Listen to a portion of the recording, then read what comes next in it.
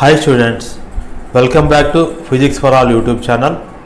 In today's session, I am going to explain you about classification of conductors, insulators and semiconductors based on the band theory. Already in the last session, I am explained about the valency band and conduction band. If any doubt about valency band and conduction band, you go back to and refer the previous videos. You can get valency band and conduction band. Okay. Now today I am going to directly about classification of materials. Okay. These materials can be classified into three categories. They are known as conductors, number 2 insulator, and number 3 semiconductor. Now let us discuss about these three materials in detail. Okay. Now the very first material is known as conductor. Conductor is a material where current is going to pass freely from one side to the other side. That material is known as a conductor. Okay.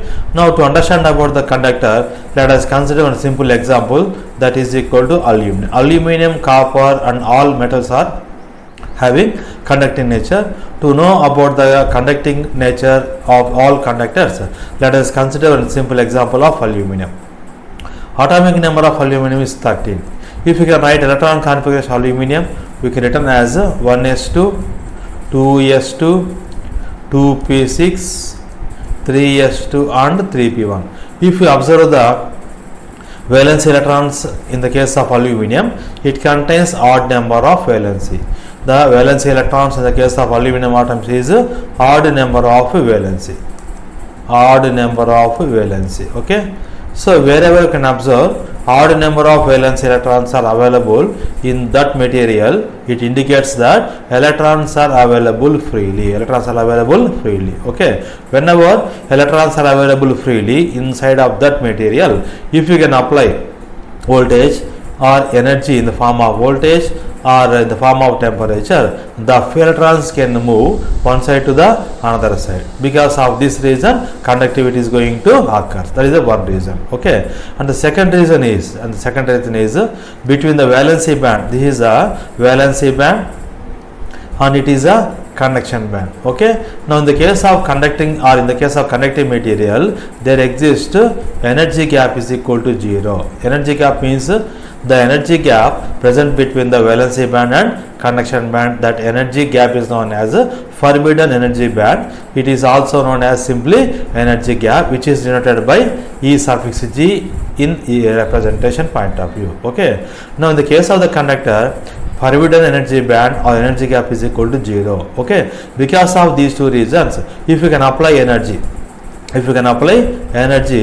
in the form of voltage or in the form of heat or temperature to that conductors, then what happened? The electrons which are available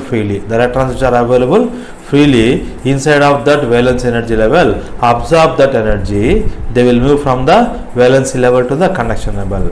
Because of energy gap is equal to 0 in this material, conduction takes a fraction of a second. Because of this fact, conductors are having high conductance. Now we have to understand about the first point here.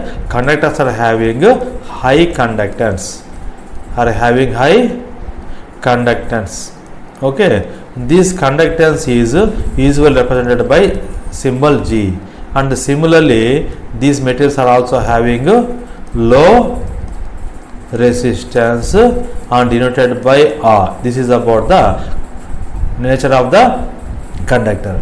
Example for the conducting materials are, just I am explained, aluminum, number 2 copper, iron and other metals. This is about the conducting material. Okay. Now coming to the second classification, that is called as insulator. Okay. Now to know about the insulator, let us consider example of the insulator. For example, you can take example for the insulator is equal to wood, or you can also consider plastic, or you can consider glass. These are the several examples for the insulator. Okay. Now we can take any one material, and if you observe the electron configuration of that insulating material, it contains even number of valency. In the case of insulator, it contains even number of valency electron, even number of valency electron. Because of even number of valence electrons inside of that insulators, their electrons are not free. This is the important point you have to catch. Okay, electrons are not free. Because of electrons are not freely available inside of that material, electrons cannot move. Electrons cannot move and cannot transfer the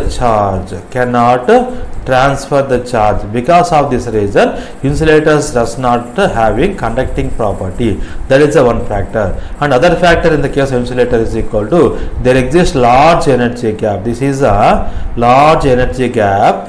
No, I'm sorry, this is about the semiconductor. Now I'm going to show about the which material? Insulator. Now this is a insulator. Now come to this example, the last diagram. The last diagram represents insulator. Okay, one second. Okay, now in the case of this insulator, if you can observe the diagram, valence band energy diagram, this is about the large energy gap. So this is a large energy gap exists between the valency band and conduction band. Because of large energy gap present between the valency band and conduction band, electrons unable to jump from the valency level to the conduction level. Because of this reason, conduction band becomes completely empty. Whenever the conduction band is completely empty, through insulators or through the dielectric material, current cannot pass through them. Because of this reason, these insulators are having high resistance, and number 2, what you can say, low or you can say zero conductance. This is about the insulator. Now coming to the our example, that is known as semiconductor. Now in the case of the semiconductor, now you can observe the electron configuration in the case of semiconductor. To know about the semiconductor, consider one example, that is equal to silicon and germanium. These are the two examples for the semiconductor. Okay, now if you can observe the electron configuration of silicon is 14. If you can write electron number 1s2, 2s2, 2p6, 3s2 and 3p2. If you can observe the electron number in the case of silicon or germanium, in the outermost electron, which are known as valence electron. Here the valence electron number is E1 number. In the case of silicon or germanium, valence electron number is E1. So wherever E1 number of electrons are available, it indicates that electrons are not free. Electrons are not freely available. Because of electrons are not freely available inside of that material, if you can apply voltage, to this material, electrons not moving from one place to other place, it results high resistance and low conductance. Because of this reason, at this situation, the semiconductors behaves like perfect insulator. Okay, now if you can increase the temperature of this semiconductor, what happened? Because of breaking the covalent bond between the one silicon and other silicon, these electrons becomes into free electron. Whenever electrons becomes a free electron, we can get movement of electrons from one place to another place. So if in the case of the semiconductor, there exists small energy gap.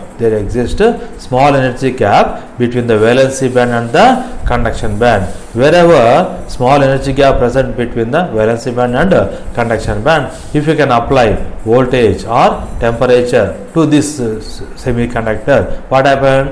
The electrons which are in the valency level move freely to the conduction band. Whenever electrons are reaching the conduction band, it can get the current. Therefore, above absolute temperature, or as temperature is increasing, the same semiconductor which behaves like a perfect insulator now exhibits like a conducting nature. Because of this reason, what we can say, semiconductors are the material where conductance is in between insulator and semiconductor, insulator and conductor. Thus materials are called as semiconductor. This is about the semiconductor. Okay, now this is about completely classification of materials into conductor, insulator and semiconductor. Thank you for watching this presentation.